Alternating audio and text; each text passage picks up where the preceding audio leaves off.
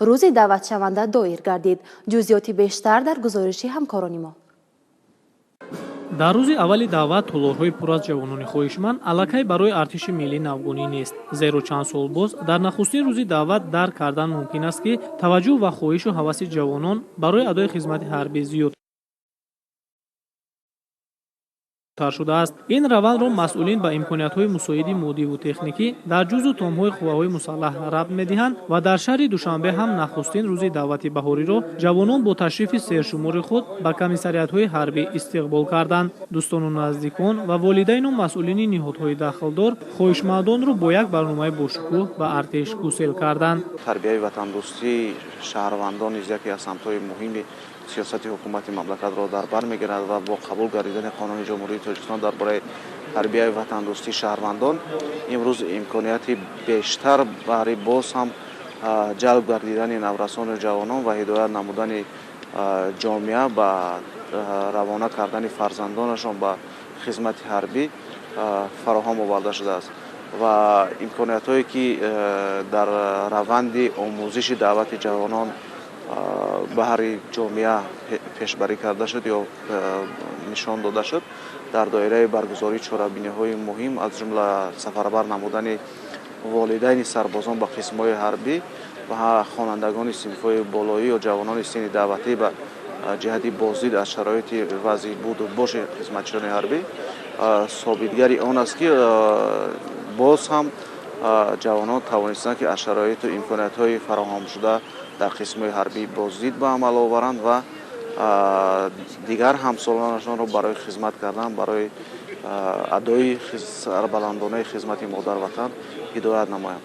таъкид гардид ки шаҳри Душанбе аз шумури он минтақаҳои кишвар аст ки нақшаи пешбинигаштаи даъвати ҳарбиро ҳамасола дар вақташ иҷро мекунад ва ҷавонони пойтахт барои иҷрои масъулияти бардоштаашон ҳамавақт омодаанд. ҳамчунин дар доираи ин тадбир дар бораи шарту шароит дар сафи қувваҳои мусаллаҳи мамлакат имкониятҳо барои адои хизмат ва зарурати гузаштан аз ин мактаби мардонагӣ изҳори назар карда шуд. иброз гардид ки бо роҳандозии тадбирҳои саривақтӣ масъалаи таъмини қисмҳои ҳарбӣ бо ҷавонони шуҷоъу далери ватан ба пуррагӣ ҳалли худро ёфт ва тибқи таҳлили чанд соли охир дар кӯтоҳтарин фурсат шаҳру ноҳияҳои кишвар нақшаи пешбинигардидаи даъватро ба пуррагӣ иҷро менамоянд. бахусус ноҳияҳои шаҳри Душанбе аллакай аз рӯзҳои аввал шумораи зиёди хоҳишмандон ба комиссариятҳои ҳарбӣ муроҷиат мекунанд ва марҳила ба марҳила пас аз гузаштани муоина ба сафи қувваҳои мусаллаҳи кишвар сафарбар карда мешаванд. имсол бошад ҷавонони синну соли 1997 то 2006 ба сафи қувваҳои мусаллаҳи мамлакат даъват мешаванд. ҷавонмардон бояд ин қарз монад бояд омада қарзамонро адо карда ба сари баланд барем пинҷи давлатмон нигоҳ бунем. ман аз кули ҷавонони Тоҷикистон хоҳиш менамоям ки рафта хизмати модар ватани худро адо карда бо сари баланд ба назди падари модари худ баргарданд. дар рафти гусели навазкарон дар баробари кормандони сохторҳои дахлдор ҳамчунин ҷавонон суханронӣ карда аз омодагии худ барои сарбаландона адо намудани хизмат изҳори назар карданд. ҳамчунин дар ин рӯз ба навазкарон пас аз хатми курсҳои бозомӯзӣ шаҳодатномаҳои ронандагӣ супорида шуд. суханронии масъулин, намоиши ҳарбӣ, ҳунарнамоии санъаткорон муқаррароти доимест ки дар рӯзи даъватшаванда пайваста гузаронида мешавад. дар ин рӯз аҳли фарҳанг низ ҷавононро барои сазовори номи сарбоз шуданашон бо шеъру таронаҳои баландмазмун таҳният гуфтанд.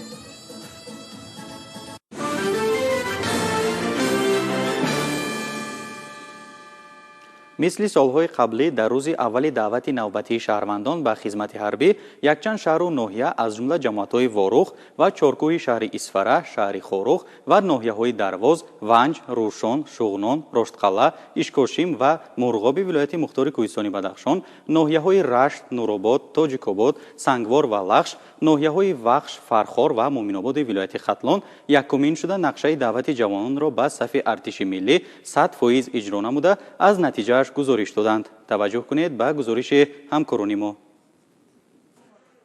дар асоси фармони президенти ҷумҳурии Тоҷикистон даъвати баҳории ҷавонон ба сафи қувваҳои мусаллаҳи мамлакат оғоз ёфт.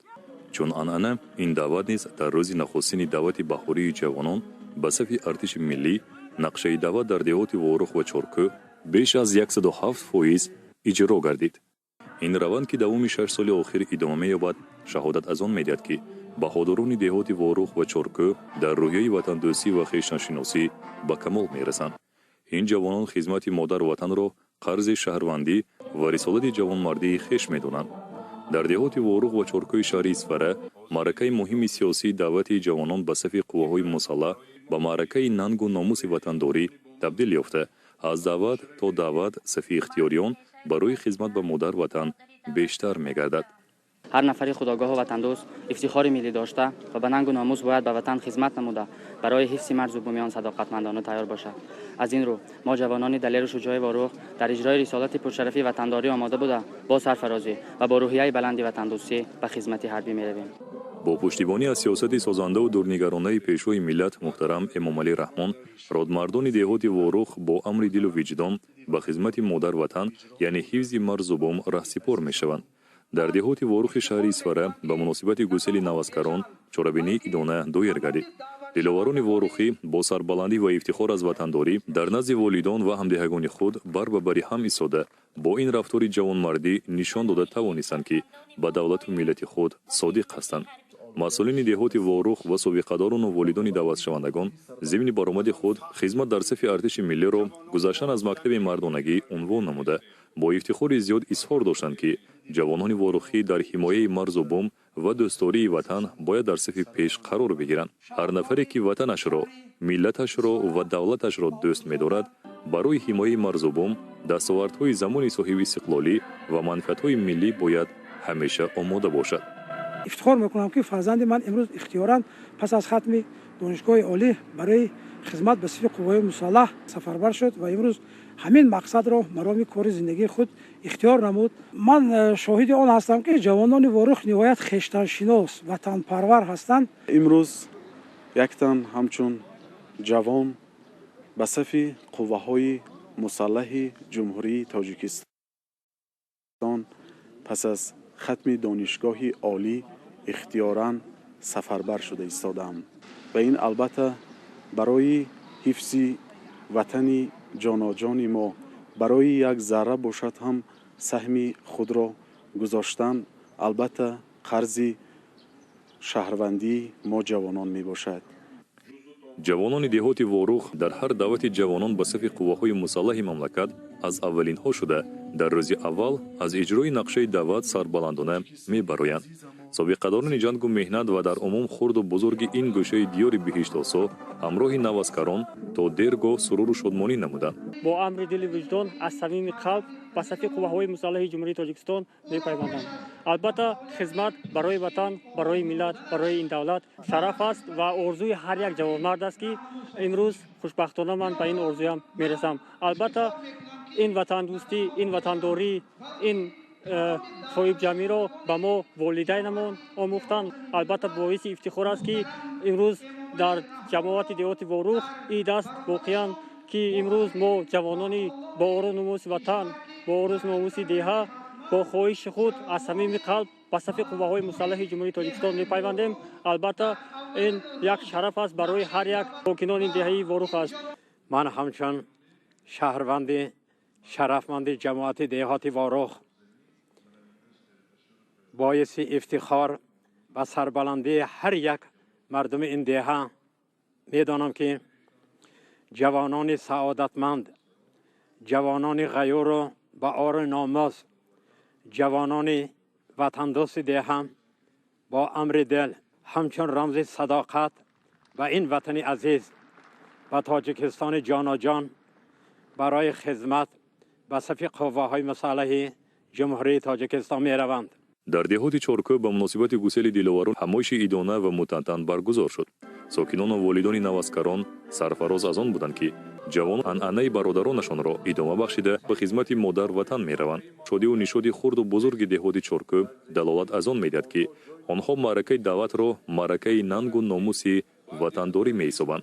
با امر دل و وجدان در روز نخستین دعوت برای ادا نمودن قرض فرزندی خود به خدمت وطن مادر می روم. در وقتش پدر و بابایانمان وطن را حفظ کردند. امروز این سعادت نوبت ماست. جای مردان در میدان باید باشد. ننگ و ناموس و آبروی اعتبار وطن در غیرت و مردانگی ماست. عزم و اراده، دعوت و تشبث و پند نیکی پیشوای معظم ملت شعار و راهنمای ماست. جوانان تاجیکستان بپیش. امروز ما جوانان غیور و با ناموس چارکوه باستانی در روز نخستین دعوت به صف قوه‌های مسلح جمهوری تاجیکستان حاضر گشته. آرامی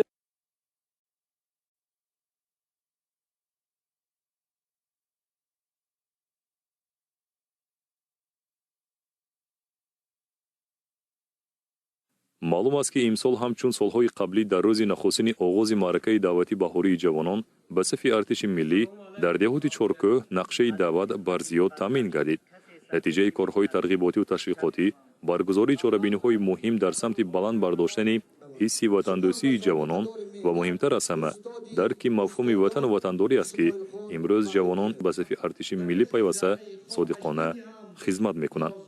пешвои миллат муҳтарам имом алӣ раҳмон вохӯрӣ бо имомхатибон, ходимони дин ва бо фаъолони ҷомеа бо ифтихор гуфтанд ки чоркӯ дар аввалин рӯзҳои даъват нақшаи даъвати ҷавонон ба қувваҳои мусаллаҳро иҷро мекунад. Ин барои мо ифтихору хурсандӣ аст. ҷавонони ба нангу номусро даъват карданӣ ҳастам ки ба монанди ҳамин ҷавонои мо ба қувваҳои мусаллаҳ пайванданд ва онҳо ҳаминро бояд дарк кунанд ки ҷавонон онҳо сипари кишвар ҳастанд. онҳо сипари давлату миллатамон ҳастанд. онҳо сипари падару модару хоҳару халқи мардумамон ҳастанд. дар маъракаи гусели наваскарон баромадкунандагон ҷавонони далеру ватандӯсти чоркӯҳиро васф намуда онҳоро баҳодурона диловарони ватан номиданд. солҳои охир дар деҳоти чоркӯ ба масъалаи тарбияи ҷавонон дар рӯҳияи ватандӯстӣ ва ифтихори миллӣ таваҷҷӯҳи хоса равона шудааст.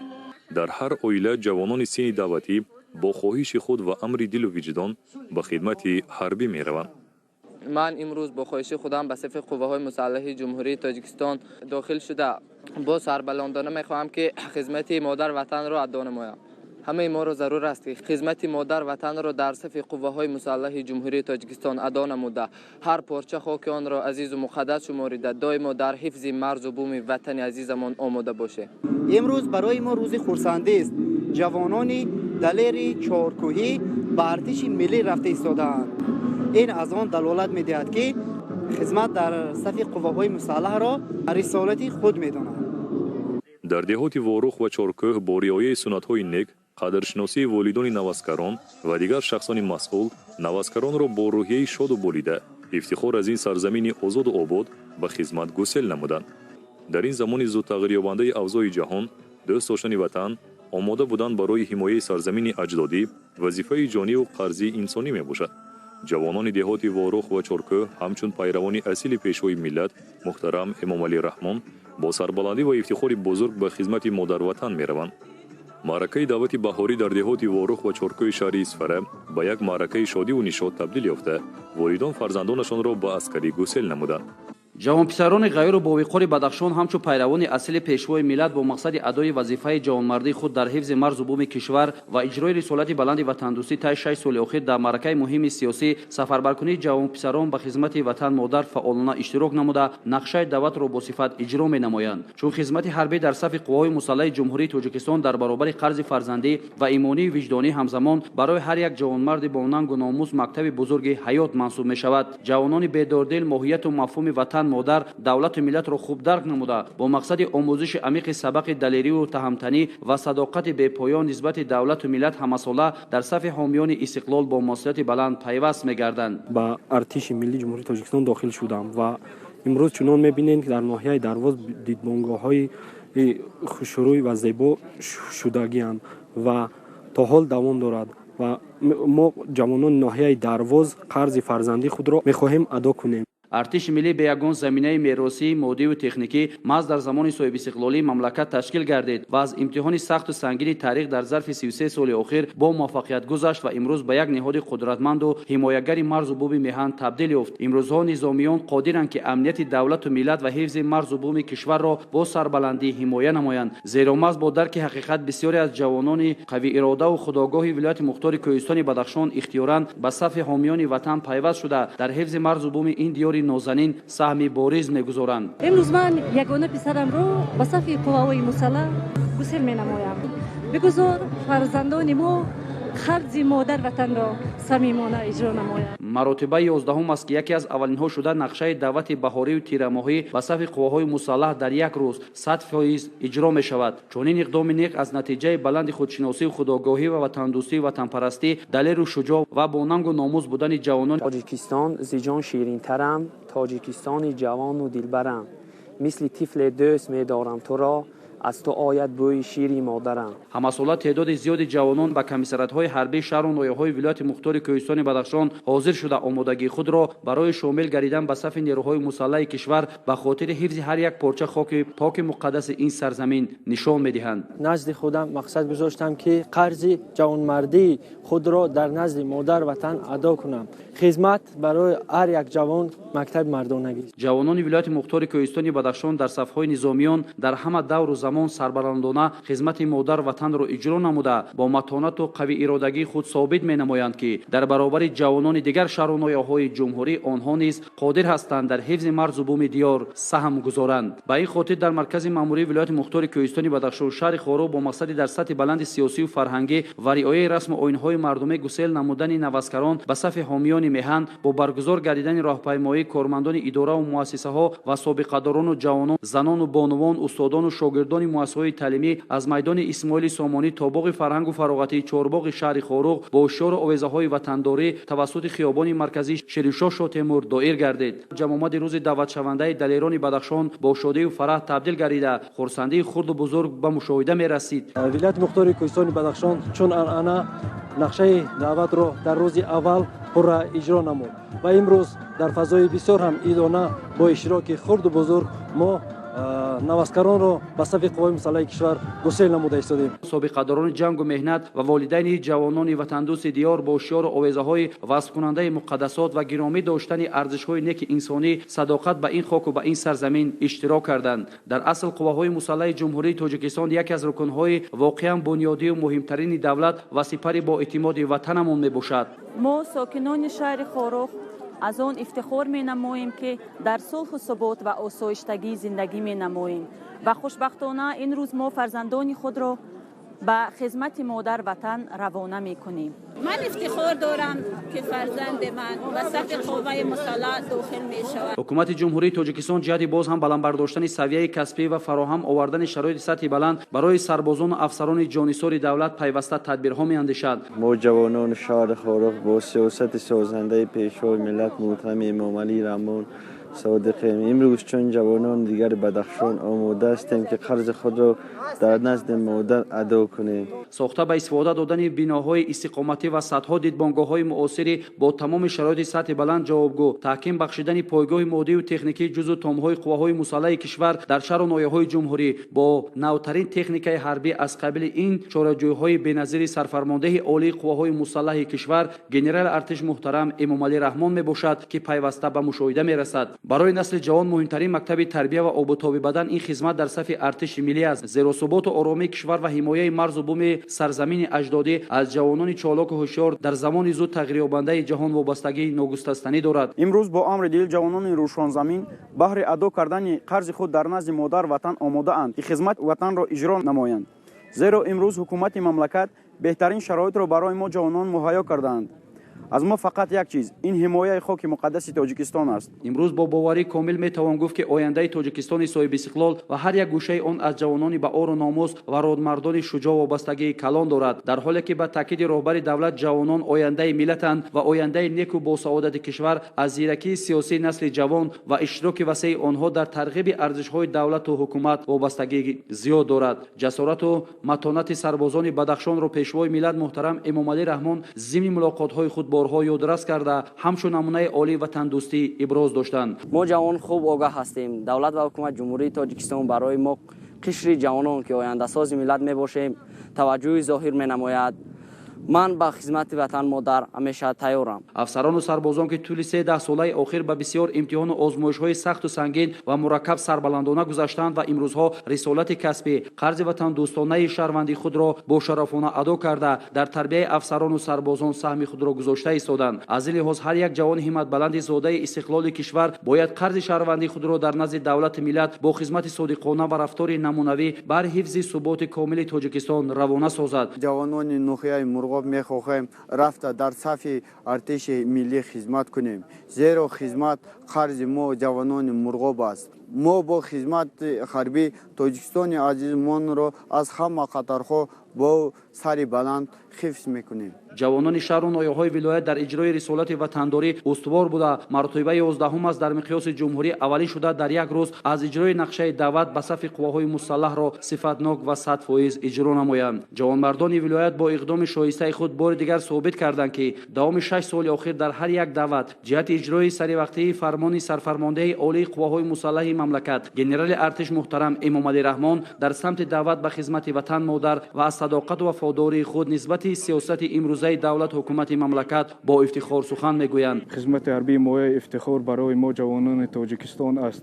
در جمامت تنتنوی که به یک عید متحد کننده باشندگان ولایت تبدیل یافته است از پیر و برنای ولایت سر کرده با مهر به اندازه به این سرزمین شرکت کرده جسوری و صاحب معلومات عالی بودن اکثریت دعوت شوندگان ولایت است که آنها در صفهای ارتش ملی با رعایت آیین‌نامه‌های حربی و صادق بودن به سوگند حربی در اجرای رسالت انسانی سربلندانه قرض خود را اجرا میکنند. گفته شد که طی سالهای اخیر با دستگیری حکومت جمهوری تاجیکستان در حدود ولایت ده‌ها دیدبانگاه‌های زمانوی ساخته شده در قسمت دیگر انشاءات حربی در حدود بدخشان کارهای بنیادی با صورت ادامه دارد. آغاز از سال 2018 تا این جانب در دعوت‌های بهاری و تیرماهی با کمیسریات‌های حربی شهر و ناحیه‌های ولایت حاضر شدن جوانان و در فرصت کوتاه‌ترین اجرای دعوت شهادت گفته‌های بالا میباشد. همه این نتیجه‌ها گواهی آنند که در حدود ولایت پیوسته کارهای فهماندهی میان ختم کنندگان صنف‌های بالایی مؤسسه‌های تحصیلات میانه عمومی شهر و ناحیه‌های ولایت و والدین دعوت شوندگان گذرانیده میشوند. امروزها فرزندان این ناحیه‌های درواز و ونج روشان و شغنان اشکاشی مروشقلا مرغاب و مرکز ماموری ولایت شهر خورو با درک بلند مسئولیت شناسی در یک روز برای حمایت وطن مادر کمر همت بستند. مادران سربازان ولایت بار دیگر باوری حاصل کردند که جگربندان به کمال رسانیدهشان چون سپری با اعتماد در اجرای عهدهداری‌های حربی خود صادق میمانند. والدین از آن افتخار و روبلندند که فرزندان آنها امروزها در قطار دیگر جوانان خاک مقدس کشور را از خطرهای احتمالی و عملهای ناپاک گروه‌های افراطی همه‌جانبه حفظ می‌نمایند و در تامین امنیت دولت و ملت زمینه واقعی خواهند گذاشت. در این روز مراسم بانوان نامگزان از جانب مادران روزگار دیده صورت گرفت که به چاره‌بینی روز دعوت شونده حسن و تراوت دیگر بخشید.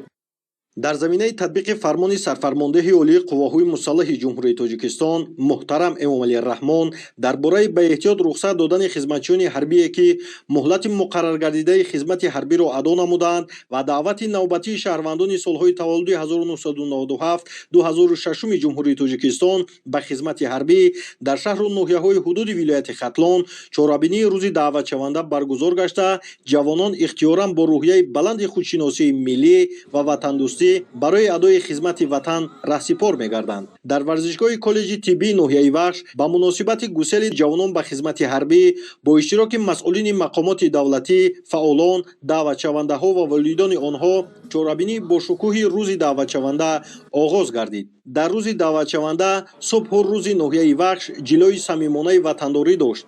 جوانان با آر و ناموس و وطندوست ناحیه با صدای وطن بهر حفظ مرز و بوم کشور صداقت بی‌پایان خود را بهر آمادگی و شامل شوی به صف قواهای مسلح جمهوری تاجیکستان نشان دادند و در روز یکم نقشه سفربرسازی جوانان به صف قواهای مسلح جمهوری تاجیکستان 100% اجرا گردید. در این روز فرح بخش جوانان ناحیه وخش به کمیسریات حربی ناحیه آمده ابراز نمودند که میخواهند قرض شهروندی خود را در نزد دولت و ملت تاجیک اجرا نمایند. در زمینه دستور سپارش‌های اساسگذاری صلح و وحدت ملی پیشوای ملت پرزیدنت جمهوری تاجیکستان محترم امامعلی رحمان شرایط خدمتی در قسم‌های حربی به مراتب بهتر گردیده است که جوانان با روح الهام قوی خدمت حربی را ادا نموده سربلندانه به نزد والدینشان برمیگردند که این مایه افتخار و سرفرازی هر یک پدر و مادر میگردد. من 4 تا پسر دارم. وقتی که به پسر خوردی هم دعوتنامه آمد، من به او گفتم که پسر جان وقتی ننگ و ناموس رسیده است، وقتی ادای خدمت رسیده است. پسرم به من گفت که من به ناموس نیستم، چه خیلی که اکاهایم رفته خدمت کرد، من هم خدمت میکنم. خدمت به وطن مادر برای هر یک جوانمردی با ننگ و ناموس تاجیکستان قرض شهروندی میباشد. از این رو هر یک جوانمرد باید رسالت خود را در نزد وطن و ملت خویش با خدمت صافدلانه و روحیه جوانمردانه اجرا نماید. یکی از رکنهای اساسی دولتداری تحکیم استقلالیت و وحدت ملی، صلح و ثبات و عامل پیشرفت و شکوفایی و سازندگی و بنیادکاری این موجودیت قواهای مسلح ارزیابی میگردد. امروز با افتخار گفته میتوانیم که قواهای مسلح جمهوری تاجیکستان به طلبات زمان جوابگو بوده، نه تنها در داخل مملکت بلکه بیرون از آن نیز نفوذ و موقع خاصه کسب نموده است. این گواهی از عزم و اراده قوی جوانان با ننگ و عار و وطندوست میباشد که بهر حفظ وطن همیشه آماده هستند. خدمت حربی به هر یک جوانمرد همچون مکتب جسارت و متانت، دوستی و رفاقت و خودآگاهی و میهنپرستی خدمت میکند. با جوانان و شاگردان عزیزم، با تاجیکستانیان عزیز دعوت به عمل میارم که شما حامیان تاجیکستان این مرز بومی وطنید. شما رفتن در صف قواهای مسلح صادقانه از تحت دل خدمت نمایید. وطن اجدادی امروزه و آینده خلق ما را حفظ کنید. نمانید که یک دشمن ناخلف پای ناخلف خود را در این وطنی که با جانبازی های اساسگار صلح و وحدت ملی پیشوای ملت و خلق زحمتکش این تاجیکستان به دست آورده است استقلالیت این را برباد دهند. من از شما دعوت به عمل میام که رفته با صف قوای مسلح صادقانه خدمت کنید. هر یک مرز و پارچه بومی وطن را از تحت دل حمایت کنید و آبروی نزدیکان پدر و مادر و جامعه گردید. از جانب مقامات اجرایی حکومت دولتی ناحیه به جوانانی که کورس‌های کوتاه مدت رانندگی را ختم نمودند شهادتنامه رانندگی تقدیم کرده شد. جوانانی با عزم و اراده ناحیه وحش چون دیگر جوانان تاجیکستان صاحب استقلال با افتخار و سرفرازی‌های زیاد آماده بودن خود را به خدمت وطن مادر بیان نمودند. من بعد از ختم دانشگاه با کمیساریات حربی ناحیه وحش رفته خود را نامنویس کردم. من از صمیم دل از تحت دل من بر وطن خودم صادقانه خدمت میکنم. من بر جوانان کشور توصیه میدهم که رفته خودشون سر وقت نامنویس کرده با وطن خود صادقانه خدمت کنند. بعد از ختم دانشگاه با کمیساریات حربی ناحیه وحش را ثبت نام کرده میخوام که قرض فرزندی خود را ادا نمایم. سپس همچون عنعنه ملی و رسم خوب مادرانه به نوزکران مراسم نانگزان از جانب مادران و گلدختران صورت گرفت. قید کردن به مورد است که مراسم کلچگزان خاصی سفربرسازی جوانان به صف قواهای مسلح به شما رفته از دوره‌های قدیم تا به امروز آن ادامه داده می شود. مادران نان را تا برگشتن سرباز با خود نگاه می دارند. این حال فرزند خود را و عسکری و خواهش خودش روان کردم. برای شرایط خود 100% خوب هستند. بر جوانان تاجیکستان گفتنی هستم که در قسمت آخر هنرمندان بخش فرهنگ ناحیه وحش سرود و ترانه‌های دلنشین و وطندوستانه را پیشنهاد اهل چورابینی نمودند و جوانان در وضعیت خاطرمان با حس بلند وطندوستی صداقت به خلق و کشور عزیزمان به صف قوای مسلح جمهوری تاجیکستان گسیل کرده شدند. در میدان قسم حربی محله سامانیان صدها نفر دعوتشوندگان از ناحیه‌های رشت، تاجیک‌آباد، لخش، سنگوار و نورآباد برای شامل شدن به صف قواهای مسلح حاضر گردیدند تا خدمت وطنی عزیزمان را ادا نمایند. امروز من به خاطر رانندگی به خدمت مادر وطن به خواهش خودم و جوانان بیرون از وطن و داخل وطن دعوت به آن می‌برم که با مثل من ننگ و ناموس ملت را فراموش نکرده سیاست پیشگیری پیشوای ملت را سرمشق خود دانسته خدمت وطن مادر را صادقانه و صافانه ادا نمایید. در رسم گسیل نوزکران، رئیسان ناحیه‌های منطقه رشت، نمایندگان وزارت مدافع جمهوری تاجیکستان، مقامات حفظ حقوق، والدان دعوتشوندگان و فعالان جامعه اشتراک داشتند. در آغاز چاره‌بینی قید گردید که قواهای مسلح جمهوری تاجیکستان کفیل امنیت و یک پارچگی کشور عزیزمان بوده، خدمتچیان حربی جزو تام‌های نظامی در حفظ مرزبوم وطن، تأمین امنیت دولت و زندگی آسوده ساکنان مملکت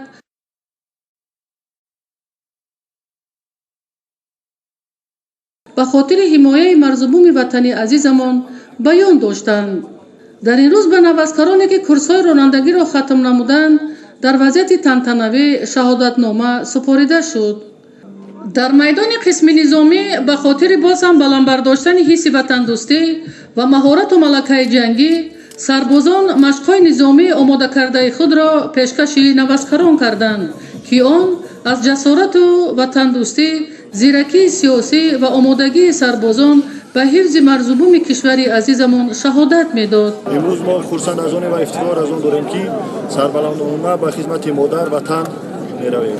хизмати ватан қарзи шаҳрвандии ҳар як ватандӯст буда имрӯз навазкарон бо ин ҷасораташон ҳамчун қаҳрамон шоистаи таҳсину ифтихор мебошанд.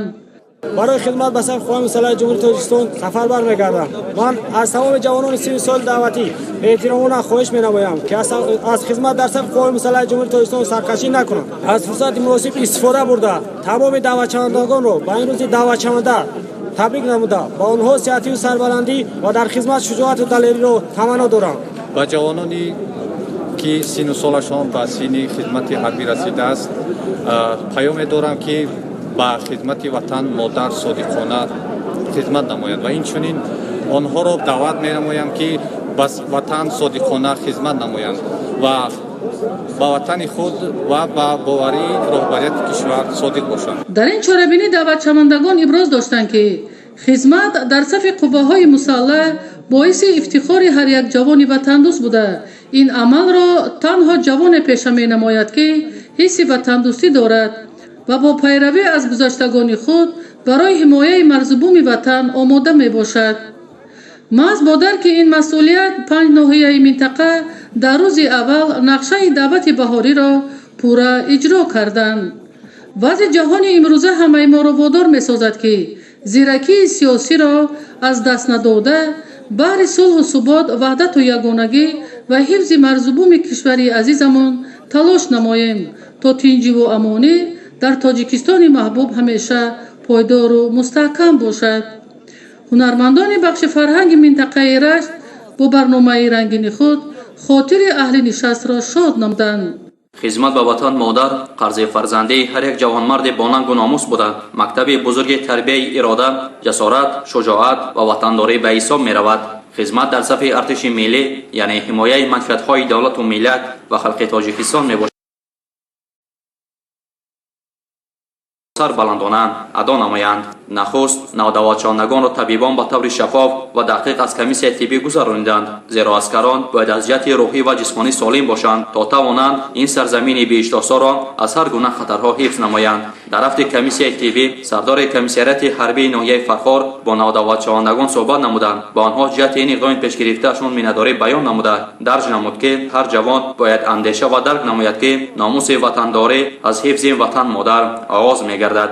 пас аз он ки ба ман даъватномаи ҳарбӣ пешниҳод карданд, ман дар шаҳри Москав қарор доштам ва ба ватан бозгашта ба комиссарияти ҳарбии ноҳияи Фархор ҳозир шудам ва мехоҳам ба ватану азизу маҳбуби худ содиқона хизмат намоям. зеро хизмат дар сафи қувваҳои мусаллаҳи ҷумҳурии Тоҷикистон қарзи шаҳрвандии мост. ба ҷавонони ҷумҳурии Тоҷикистон гуфтани онро ҳастам ки ҳама ба комиссариятҳо ҳозир шаванд ва мисли мо хизмати модар ватанро адо намоянд. ман баъд аз хатми донишгоҳ мехоҳам ба сафи қувваҳои мусаллаҳи ҷумҳурии Тоҷикистон дохил шуда ба ватани худ ба сари баланд хизмат намоям. хизмат қарзи ҳар яки мо ҷавонон мебошад.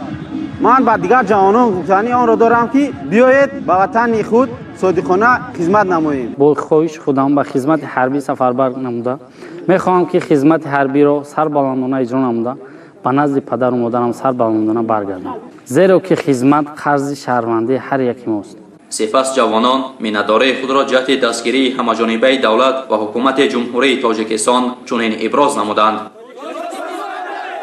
баъди анҷоми комиссияи тиббӣ навдаватшавандагонро ба кандидатураи сарҳадии қисми низомии 0307 қушунҳои сарҳадии кумитаи давлатии амнияти миллии ҷумҳурии Тоҷикистон дар ноҳияи Фархор сафарбар намуданд. дар қисми низомии мазкур аз ҷониби роҳбарияти мақомоти иҷроияи ҳокимияти давлатии ноҳияи Фархор дастархони идона ва бо мақсади болида гардонидани таби даъватшавандагон ва меҳмонону ҳозирин барномаи фарҳангӣ омода гардида буд.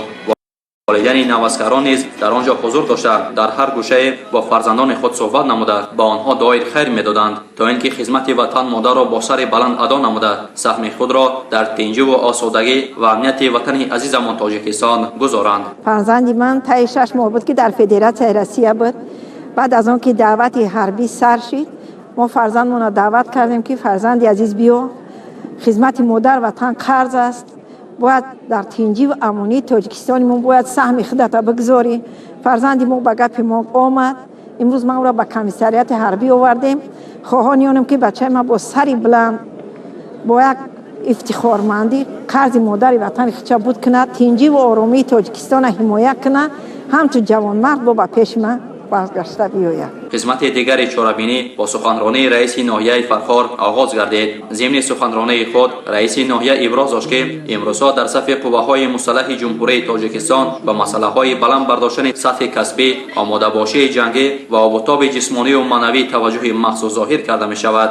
در همین دایره صف جوانان اختیاری به خدمت حربی افزون گردیده است و امروز هر یک جوانمرد با ننگ و ناموس ملت تاجیک خوب می‌داند که مکتب جسارت و متانت، دوستی و رفاقت و خودآگاهی و میهن پرستی این خدمت در صف قوه‌های مسلح است. در ادامه مادر سرباز سخنرانی نموده با یک حس بلند وطن دوستانه ابراز داشت که فرزندان ما سفران وطن خود و مادر خویش میباشند. از این لحاظ باید هر یک فرزند این سرزمین و مکتب مردانگی و جسارت شامل شود.